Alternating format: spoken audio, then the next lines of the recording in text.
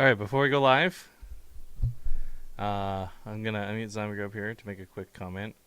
I have crazy newfound respect for not just women in yoga pants, but anyone who wears tights.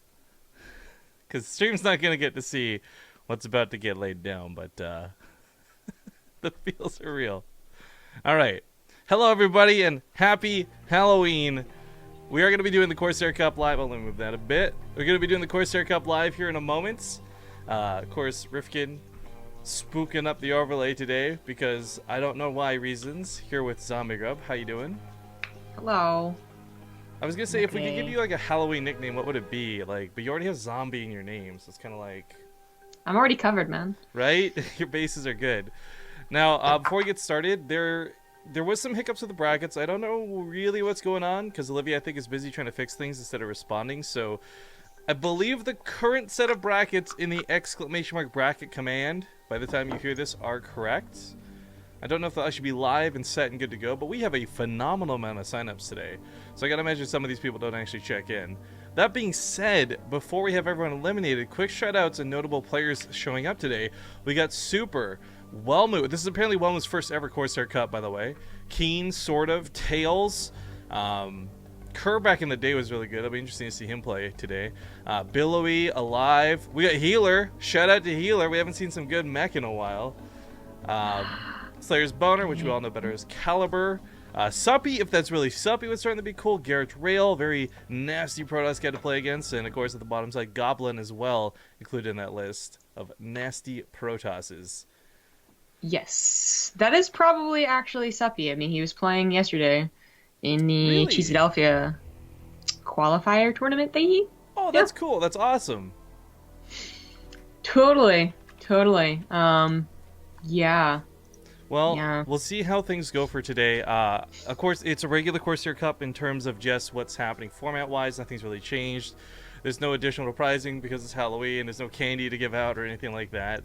I gotta be honest though, I think if BaseTradeTV were a house, we would spring for the full-size candy bars, if given the opportunity, however.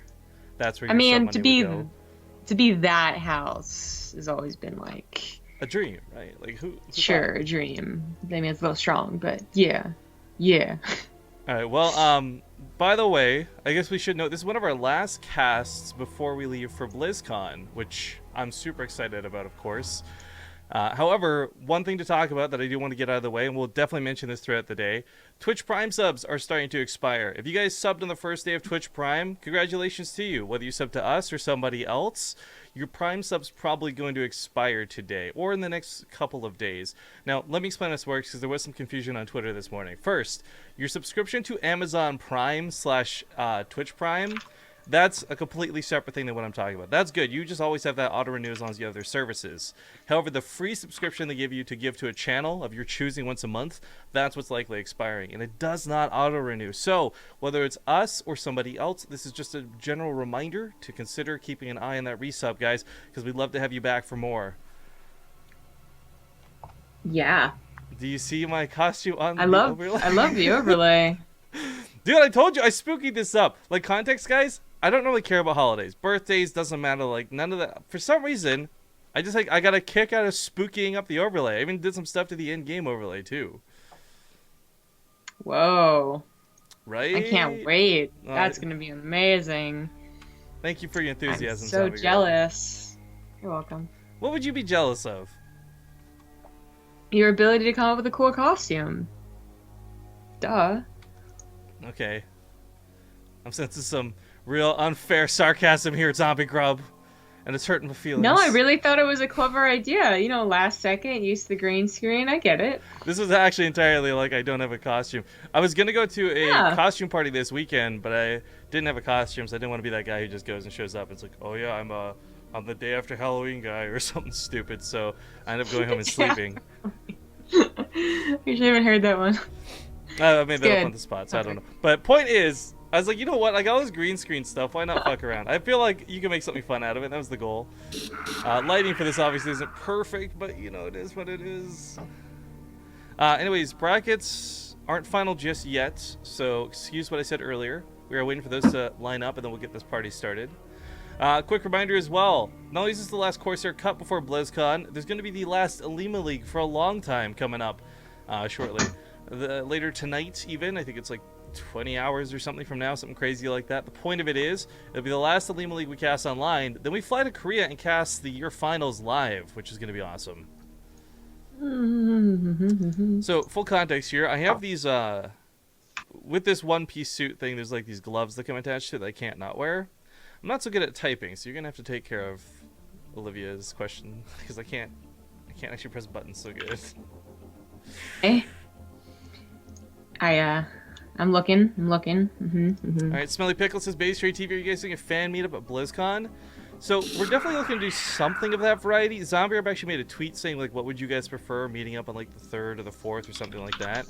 Oh, I've now realized how terrible my overlay placement is, as no one could see who just resubbed. Oh, it's a new sub and a resub. Thank you to Phil for the new sub hype.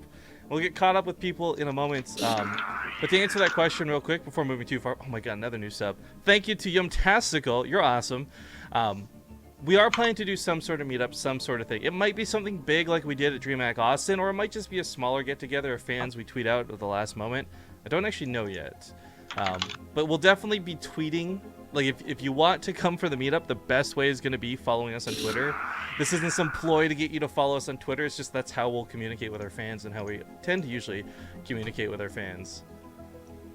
But, yeah, thank you to Kankuro2 as well for the Twitch Prime sub. Awesome to see.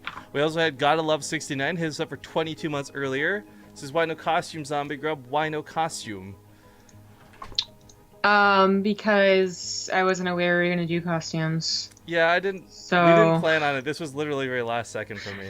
A friend had a good idea, and I said, you know what, I could totally pull that off in like 5 minutes or less. Yeah, and I really didn't want to pay $20 to buy a costume, so I would have had to thought you know what? to do you with like what I had. Used that Trump costume. I'm just saying. No, I definitely couldn't. I definitely threw. Like, why would I keep that around? I don't know. You used like wool as hair. I didn't think it was like that extensive. It wasn't extensive, but I would I would throw away the wool. Like, what would I do with it? And then I threw away the cardboard thing that was behind me. Backing up further, Mega Man Red, sub for 16 months as well, says, Woo Dota, oops, I mean Jay StarCraft. Oh, you can't see the finger wag. And oh, I can put it over my face. Finger wag. Hellion9213 hit us up with the 17 awesome month resub as well. Hellmouth for 2. Johnny Croat for 9 months says, Rifkin, Halloween is an Irish festival, not North American. Just a reminder. Excuse you, sir. We've taken it, okay? It's North Americans now. SC Chess also hit us up with 17 months, and I think that covers all the subs we missed. Hopefully we didn't actually miss anybody, and we love your faces if we did. But, okay, do we have brackets, Sam? Do we know? We do. I'm not sure who we want to cast. Then just, I mean, there's a couple of different ones we get into. But which ones do we want to? Well, I leave it up to your discretion, madam, while I take 20 minutes to try and send out this tweet on account of the fact that I can't type so good. Like, pressing a button with these gloves on presses 4 buttons. Like, I've got normally fat fingers. This is like an extreme case of fat finger syndrome. Okay. Well. Okay, that person's not even in the chat. I got someone asking me how do I join the chat, and I was like, /join chat. I feel like that's your entry barrier. You know, we don't charge anyone $5 or anything like that, or an entry fee of any variety. It's an intelligence test. Like, can you find out how to join the chat? Then he said that it kept on telling him that he has denied permission. I was like, I don't know what that is. Yeah, I don't know about that. That's weird. Let me try and get the brackets up on my screen here in just a moment, though. Let's get everything here so difficult for me to do. There we go. F5. Refresh. Wow, a lot of people actually checked in if these are the full brackets. Yeah. Well, we always know that the people like Lillekanin and stuff are easy to get into. Alive's looking for votes right now in chat. I mean, they are best of ones for this first round, and it's almost like full round of 32, by the way. We haven't had a full round of 30. It is a full round of 32. Holy schmoly. Haven't had this happen in a long time. Yep. As backing up on that Halloween is North American versus Irish comment, I really don't know the origins of Halloween. I just know that I think 2.5 years ago, I streamed myself doing trick-or-treater candies at the front door, and so many people were like, what the fuck are you doing? I was surprised Australians, actually, some of my Australian friends were stopping by going like, I don't see what you're doing. What is this? Like, what is Halloween, or why are you doing this? It was like both, a mix of both. Because the thing is, I feel like everyone knows what Halloween is, unless they're very young and from a different country, and they haven't like learned about other countries yet. Or they've really just been trying to keep out of the American media loop, which is hard to do in 2016. So I never believe them. So I'm like 50-50 on that, though, because I always hear about other cultures' holidays and then not really look into it further. Like a lot of the big Indian ones, for example, tend to pop up a lot, and I'm just kind of like, cool, I've heard of like Diwali, but I don't really know what it is. That sort of thing. Oh, sure. Well, okay, yes, but I'm basically saying that everyone knows what Halloween is because the marketing of Halloween is insane, and the culture references to meet the Halloween is insane as well. So I don't know. Maybe you're right. Maybe you're not. I don't know, because I don't live in another culture that doesn't have Halloween to look in at it. So well, we have at least almost 600 people that are probably from different countries that can say something. Yeah, ideally. I don't want to be in a party. Dude, that is the worst. Also, this tape is not sticking to my neck. This was this is really annoying. I'm already tilted by this collar. I also was gonna print this up, and my printer stopped working this morning, so I had to take like a pencil and like shade in the gray. And like 2 circles in out of 4, I'm like, man, like, and this is straight up my jerking off arm. How am I so weak? Like, I just can't shade. Like, it was so tiring. I had to actually take a break. Do you remember coloring as a kid? I don't remember having that much strength as a child growing up that I could color for an hour and not take a break. As an artist, I do know what it's like to color for at least an hour. You're an artist? I know, it's so weird. No one knows it. It's a secret. It's like being a super hero. Nice one. That's what you Thanks. can do. You can say you're dressed up in your secret identity today. That's your costume. Mild-mannered Jessica Trinega. Jessica. Thanks. Right. Already. Yep, it's going to be game 1 in a best of 1. So again, reminder that these are not best of 3s for this first round. So we get into Frost. Yay, Frost! Oh my god. I hope the overlay doesn't look too cluttered for you all, by the way. It was actually about 10 times worse, and I toned it down. I deleted like 80% of what I put on this initially. So hopefully this is not too invasive. If it is, I can change it up, of course. But anyways, ladies and gentlemen, welcome to the Corsair Cup. You're tuned in to BaseTradeTV, and this is the first cast of the morning. Spawning here on the bottom right side, playing for the Clan 7X with a really cool logo straight up. I actually don't... Well, that's kind of cool, actually. It's going to be the Red Protoss, Nerazim. Clever. It's like a 7 in the X. I get it. Yeah. In the top left, as the Green Terran, he is Red Blood Pro's Lillekanin. Alright, so Lillekanin is a player we do favor, as we see him a lot on the channel. I think he has had quite a few struggles versus Protoss, but more recently we've been seeing him use things like Cyclones and other variations of those more aggressive builds. I think that everyone at this point has kind of conceded that you're either really good or really bad at this matchup, no matter which side of the coin you're on. Like whether you're the Protoss player hating playing against Terran, the Terran hating playing against Protoss. Nobody is really like in between, I feel, that we cast at least in this matchup. No one's neutral about the matchup? Yeah, sure. Yeah, it's either Liberators are broken or the Depths are stupid or... Depths are broken, yeah. I recently actually felt the sting of Adepts. F Protoss playing against Livy B on her stream as Zerg. Oh boy, was I so tilted after that game. Well, you also, I mean, kind of all ender, so yeah, I know. That coming, you know, it's just in my mind. I watch somebody like Tilo, for example, right? He gets the +1 melee, he gets the lings, he handles Adepts so easily. So I thought, I can replicate that. No, the answer to that is no. I cannot replicate that. It's not as easy as it looks. Who'd have thunk it? Oh my gosh, I should get those replays. And yeah, I know. Definitely make fun of you the entire time. I know Alice and a couple other of our subs were actually in our offline chat saying they would donate straight up to get Zombie up to cast the replays of those games. For those who don't know what I'm referring to, I played a best of 3 versus Livy B over the weekend just for funsies.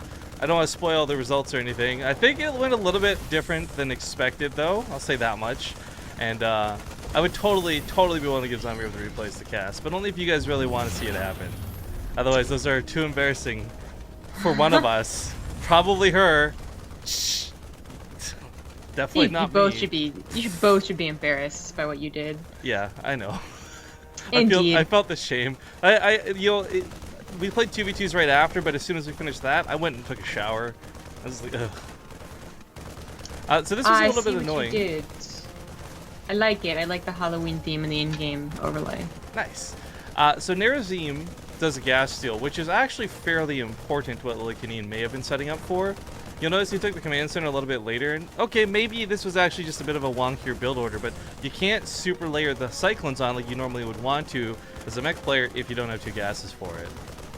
But at the same time, if he was really gunning for that, I feel like he would have taken that gas before the probe had a chance to steal it, so I really don't know how to call that one. Yeah, that's a bit questionable. The probe did, like, get really quick scouting, so I'm not sure about that. I didn't see the exact time when it put down the gas geyser, but I wouldn't be surprised at all if it messed with Lillekanin, because Lillekanin is kind of like the, he's the extremes player. He'll either extremely cheese you, or he'll extremely greedy you. That's a verb.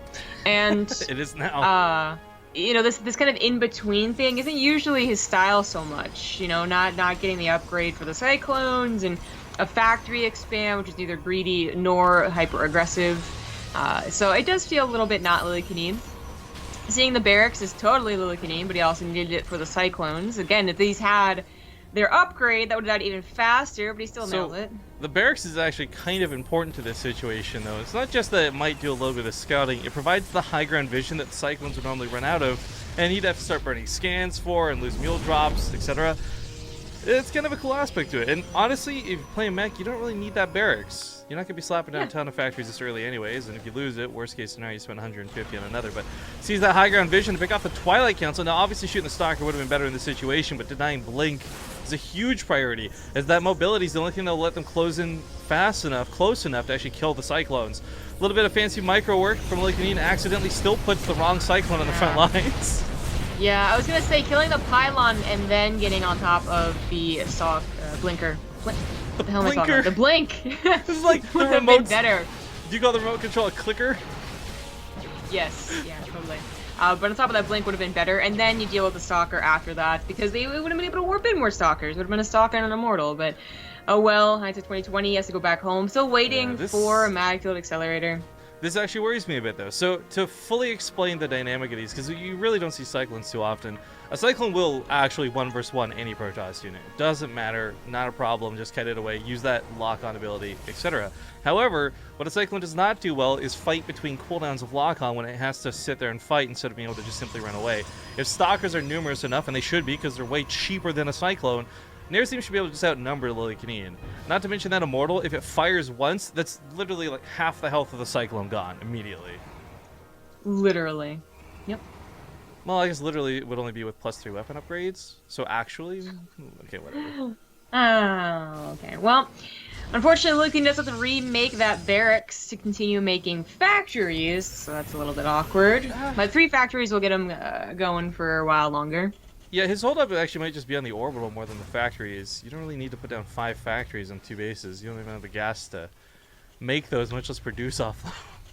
He is almost on 3 bases. He lands that. Yeah, limit supply blocked. Awkward, but 5 depots are finishing up, so shouldn't be too problematic for too long. We do have the attack coming out of Nerazim, though. Army supplies aren't so bad. That Magfield Accelerator upgrade, for those unfamiliar with it, does make the Cyclone lock-on do double damage, so it's about 3 or 4 shots to kill a Stalker really easily. But again, the problem is that 4-second cooldown might not seem that long, but it's certainly enough to lose half your Cyclones in that duration. It's probably better that Lillekanin did not try and take that 3rd base, but it is also unfortunate because he kind of needs it. He scanned the wrong 3rd by Nerazim too, so he isn't quite sure that Nerazim is expanding. You see the size of an army and you don't see a War Prism with it, I think you gotta assume they're expanding the other direction on Frost, but that's probably a little bit scary. So Cyclones and Stalkers trading out as the tank actually gets a really nice shot in there. Trying to get this turret up where he is specifically to snipe off that observer. He really doesn't want this thing floating around and giving the Stalkers the ability to blink up. And I guess Nerazim's going to back away from this for now. Again, we don't know too much about this guy. I don't know how comfortable he is playing against this style. It is something that's a little bit, we'll say different than normal, but it's becoming more common with players like Lillekanin. Yeah. He seems to be doing a pretty good job. I mean, a couple of macro mistakes here and there, along with the Lillekanin, like the supply block and 4 pylons on the way, but he seems to be doing pretty well. And I think the Disruptor Blink is a fine response to Cyclones. I like the idea of this Raven, by the way. Not only is it going to save him a ton of money through scans, ideally, at that point defense drone could actually nullify a whole volley from these Stalkers, maybe even 2, depending how many are fighting. And, of course, that's what you're worried most about, them just blinking on top of you. I don't know if he will save any scans, as Nerazim doesn't have any observers out in the field, but that might actually be something that Nerazim wants to do. I think you want to keep an accurate reading on what type of mech they're going. I mean, we know that Lillekanin's still going for Cyclones, possibly transfers over into, for instance, I mean, like, how many Widow Mines am I going up against? You would usually expect Widow Mines with Cyclones, but do you expect, like, 20 Widow Mines or 4 Widow Mines? Like, he actually doesn't know what he's getting into when he sees a Widow Mine burrow, or he gets hit by a single Widow Mine. He might just have to leave. Kind of like right here. Pretty nice hits. He does lose them, but he got Stalkers for it, so not a bad trade. Of course, it is worth noting, one of the frustrating things about this is the Cyclone lock-on ability and the Widow Mine lock-on looks exactly the same, so it's a little bit hard to tell where those Widow Mines are sometimes. Yeah. And, I mean, if Lillekanin ever starts making them, like, 4 or 6 at a time, they can really... It can be quite extreme, but he's only making them 2 at a time and getting a lot more command centers right now. Yo, it just occurred to me that the Widow Mine Disruptor dynamics is very similar to the Lurker one, but way cheaper in terms of Widow Mines versus Lurkers. Decent kiting for the time being, trying to stay back from this. As you'll notice, army supplies do favor Lillekanin slightly, but it's still tough because either player's army could dissipate in a second. The way Lillekanin plays, if he makes a mistake, all of his Cyclones go down, kind of like what we're seeing possibly happen here.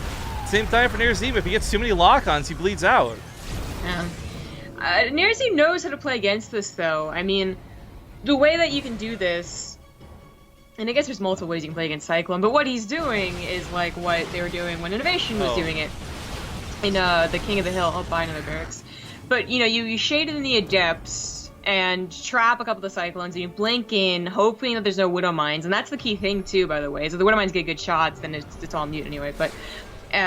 you consider on, and then if you do have to retreat, that's where the Disruptors can cover your butt.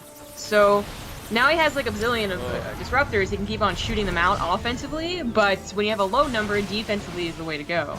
I was I'd be so heartbroken if that Raven died before putting a point defense drone down. It doesn't last that long, but it is going to absorb a decent amount of Stalker shots. This would be dangerous to go into. Yeah, I mean, the Adepts, there's a chance that they can get some splash damage on the Cyclones while taking the Widow Mine damage, but the point is that like your Stalker's supposed to blink in as well, and they don't want to be taking the Widow Mine damage. Unfortunately, they are so spread out, these weapons aren't really getting more than 1 at a time, so kudos to Lillekanin on that. Yeah, it's a little bit of fear coming out of Nerazim as well. We talk good, man. Right?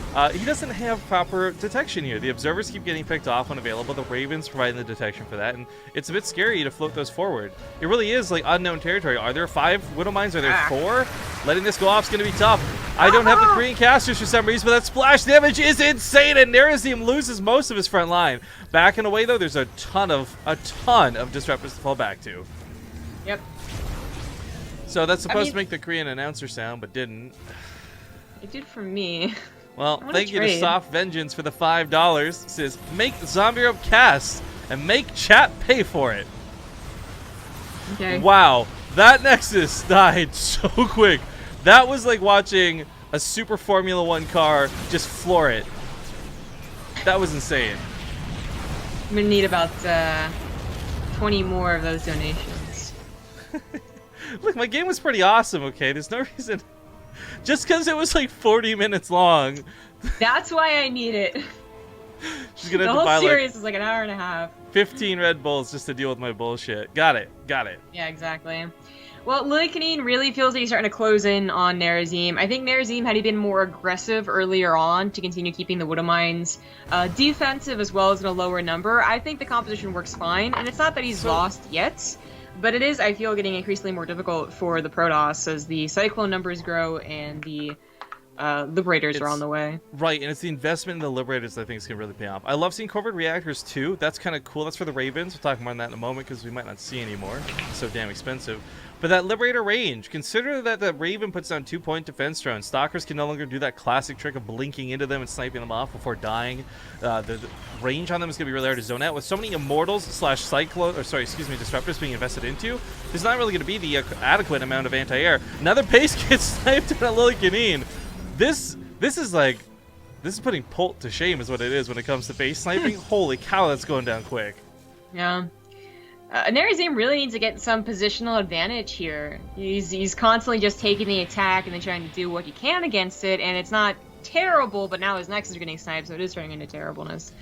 He's not even clearing up the Widow Mines while he has a chance in the middle of the map, and he might have just straight up forgotten about them or figured they're moving along the Lillekanin, so when he does decide to move out, he'll probably take all the hits from him. Well, see if you forgot. It may have just been a lower priority to not deal with them for the time being. His Observer's here anyways, and looks like he will clear them out. He'll eat a couple of shots for it, but no worse for wear. Still 3 or so left. Paranoid. Yeah.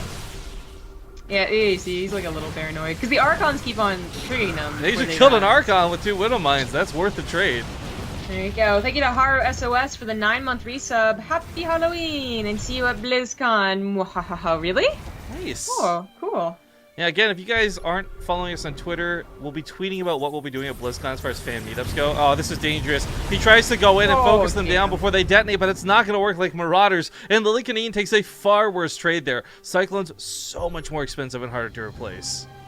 A big part of this, too, is like, it's not even Cyclones that are the focus going forward. It's going to be a lot more emphasis on those Liberators, but you still need the Cyclones, you still need the Widow Mines. They have to protect the Liberators. That is certainly true, and it was a worse trade for Lillekanin, but it's like the question of like, well, he's probably okay to take a worse trade, as he has expanded. Like all those command centers he's built earlier when he was on the defense have all turned into orbitals and planetaries. This one's gonna go down, but he actually has 4 other ones, and then 5, including his main command center. That is too many command centers.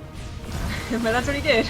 I mean, for somebody who classically in the past has had a really bad SCV count when it comes to macro, I guess this many command centers might be part of that, growing up, if you will. I guess so. I mean, he has been banking more minerals than gas, so it's okay, but he built them so early that was what's scary. But it's paying off now, as the game is getting to that really long stage, but this might be a mistake, as Liberators, you see, kind of like on the army, so they're already taking shots before they were dealing damage. The point defense turns, though, did soak up a lot of hits. Not enough, obviously, but that Raven still lives, and maybe we'll have round 2 come out. Of course, when it comes to the Disruptors being on cooldown, it's harder for this army to engage. Again, if the Immortals get shots, that's great, but they've got to get in range. Oh, man. I don't think Nerazim realizes there's no more Widow Mines. I think he can actually continue pushing in here, especially with more depths, shading in, and Blink going off the cooldown, blinking on top of the Cyclones. Behemoth Reactor's finishing up in a moment. My oh my, might we see battlecruisers this game? One can only dream. I feel like there's... I mean, okay. So my thoughts are actually, battlecruisers would be terrible given this situation. But if this comes down to air, Lillekanin, I know we've had our differences in opinion on this, might be able to use them a little bit later on. I like the potential investment into it, but it's not something he needs right now. Right now, a lot of that focus has to be on these Liberators and keeping them alive. They're what's going to possibly win against this current army. Like, this isn't a point in time where he has so much gas bank that he can produce this, plus still get maxed out if he needs to. I do want to talk a little bit about the battlecruiser, though, because there are some important things to be said about it. Well, hang on, we got to see how this fight goes.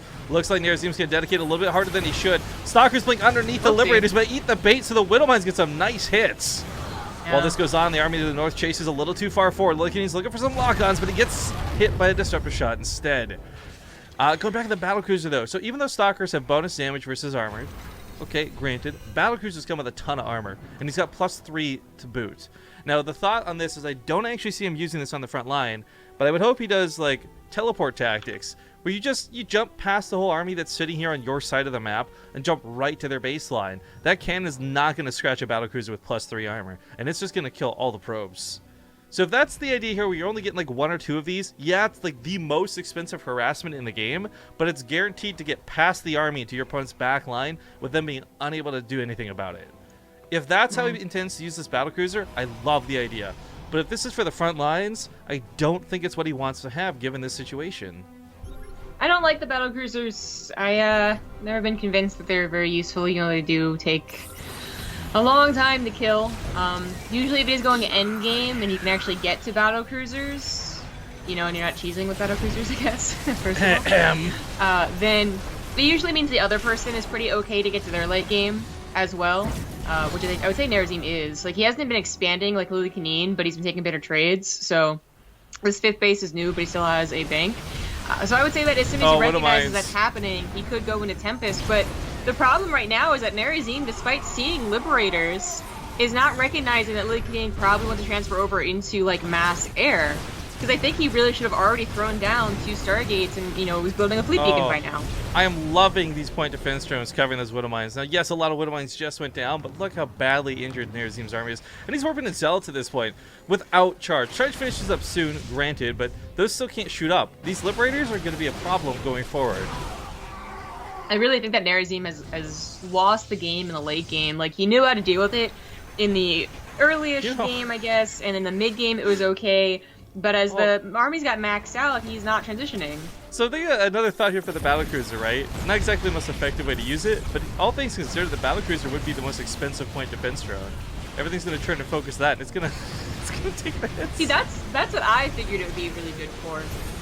You know, because you'll try and snipe it, a big unit, you think it's easily snipeable when it's really not. It does have a lot of armor, a lot of health, but I just think that in general, Nerazim is doing the incorrect compositions here. Why charge? What is that ever going to do for him? Yeah, I think the idea was that it would connect to the Cyclones, and it's cheaper to trade out than everything else. I mean, right there, charge just proved its worth, but the Sky Battle is what ends up being the most important. One battlecruiser goes down for all of the Stalkers. All of the Stalkers. Now those Liberators have nothing left to shoot them. Charge lots can't stack on top of each other. Immortals can't totem pole. This is going to be... There's no way to reach the skies. Charge lots are actually, like, I really am going to harp on charge lots for a while, because charge lots are literally the worst thing to do. Like, okay, they got the Cyclones there, but that's because they got to surround the Cyclones, and because Lillekanin was, like, diving hard, okay? He was not setting up positionally very well, so his Widow Mines weren't there. You don't go charge lots against Widow Mines, or at least you try not to. And the Cyclones, they might take one swipe from the charge lot, but they're supposed to be able to micro out of the charge lot, so... And they don't help with the Liberators. If everything had been connected all together for Lillekanin, Nerazim does not take that fight. But at least he was able to push Lillekanin back. And Lillekanin actually took like a 30-40 supply dip because he lost all of his Cyclones and has to restart from what was almost 100 supply. But he's still okay. You made the game with BaseTradeTV graphs. Yeah, that's my habit. Yeah, so we can't really show the graphs off too good, unfortunately. Those who know, they are currently broken because the new WCS one they've written in have, I don't know code for jack shit, but it's something about the coding's messed it up. Someone from Blizzard actually contacted me about it. We're gonna try and get it fixed, but yeah, for the time being, no graphs on this mod. We'll just try and stick with WCS going forward. Man, this charge lots though, it occurs to me, Lillekanin's actually going for Blue Flame. He's already got tons of Widow Mines that have been going throughout the game. Like, and again, there's nothing here that's really going to deal with these Liberators. This small amount of Stalkers are going to try and blink underneath it, and they're going to get shut down. Yeah, that's for sure. And now he has Hellbats. He recognized the charge lots. And while Widow Mines could have done the same thing, too, Hellbats are okay as well. Right, and that's the Blue Flame aspect really coming into it. Not to mention, again, there's 2 Ravens almost with full energy, so that's point defense drone. Unless Nerazim recognizes that needs less Archons and maybe even just a couple High Templar for the sake of feedback, if nothing else. Like, he's going for Storm, but truth be told, feedback might be a little more effective. I think so. But Lillekanin, I don't know if him going back into ground is actually the way to do it either. The 2 late game decisions, the 2 players making their late game decisions, best way I can put it, kind of questionable for both sides. I would say Lillekanin has more experience doing late game TvP than Nerazim does, especially against mech, but I don't know if going back into the ground army would be the way to go. Yeah, it may not be specifically late game PvT, but it's this type of late game PvT, right? We got battlecruisers just Yamatoing down the Immortals. They don't have a chance to break their barrier, and even then, I don't know if it would stand up through a Yamato cannon like this. Pop, pop. Kind of forgot Yamato cannon only costs 100 now. So my brain says 125. So yeah, 4 Yamato cannons. My brain says I never knew in the first place. Your brain's like, Rifkin, I don't play past tier 1, excuse you. I just play with my bio, as a good Terran should. Medivacs count as tier 3. Do they though? It's like bridging the gap. So it's like tier 1.5 to 2. Definitely, like, literally Starport is tier 3. Yeah, I don't know. It's the fact that you combine it with the bio is what I'm saying, though, right? Like, that brings it down. Because the medevac alone won't win you a game. Like, a medevac without anything inside of it is garbage. And you would think neither would a battlecruiser, but you proved that wrong. Yeah, I've proved that wrong many times. Kidding me? Those who don't know, the reason I'm so hyped about the battlecruiser and there's like some, let's say, difference of opinion in their effectiveness is because I only went battlecruisers to get masters. That's it. Like, I literally did no other build than battlecruisers every single game. Anyways, that aside, Widowmines pop off and the Zealots die. The point defense turrets go down. The Stalkers, however, are going to eat through this, and the Storms take out a good chunk of the Liberators. Now all that remains are the battlecruisers and the Cyclones on the high ground, but it looks like Lillekanin's army should still be better at the end of the day. Even a Thor gets in here towards the end of it. I don't know why there's a Thor here, but he's got 4 kills on him. I'm not sure either. I feel like these are just units that are supposed to soak up a lot of damage. So which, I mean, battlecruisers did. My only thought on the Thor is if Lillekanin popped, for some reason there'd be air to contest this. You know, Void Ray in the sky or a Tempest from far away. You know, a Thor transformed is actually really good single target anti-air now, but yeah. As you can see, battlecruisers can take quite a hit, quite a beating. I think Lillekanin has won. I'm pretty sure he has, actually. I mean, I don't know. He's only got the whole top right of the map to still fall back on. Like, I know. I'm pretty sure, but that was silly. This is a silly game. By the way, nothing negative to say about Nerazim other than the fact that he's clearly inexperienced with this particular type of matchup, because not many people do this. This is why I love seeing when we get to cast Lillekanin, because it's a different way to play. It's unique, and it's, of course, we'll say uncommon. A lot of these guys who lose to this, it looks dumb, but it's also like they don't have a lot of experience playing against this on ladder. If you've never seen lurkers before, you're not going to know how to deal with those. You're playing against Zerg. Same sort of logic applies here. But yeah. that blue flame at the end. GG's. Get called. Lillekanin takes the best of 1 and moves on to round 2. It only took 30 minutes. Hey, built up some viewership and gave us a pretty fun game. I'll take it. Well, where does he advance on to? He advances on to probably play Bly, but he's not done yet. Ooh, that'll be interesting, actually, for a lot of different reasons. But we'll go to a commercial break while we wait. Thank you guys for tuning in. We got a best of 3 coming up next. We'll find out what it is soon.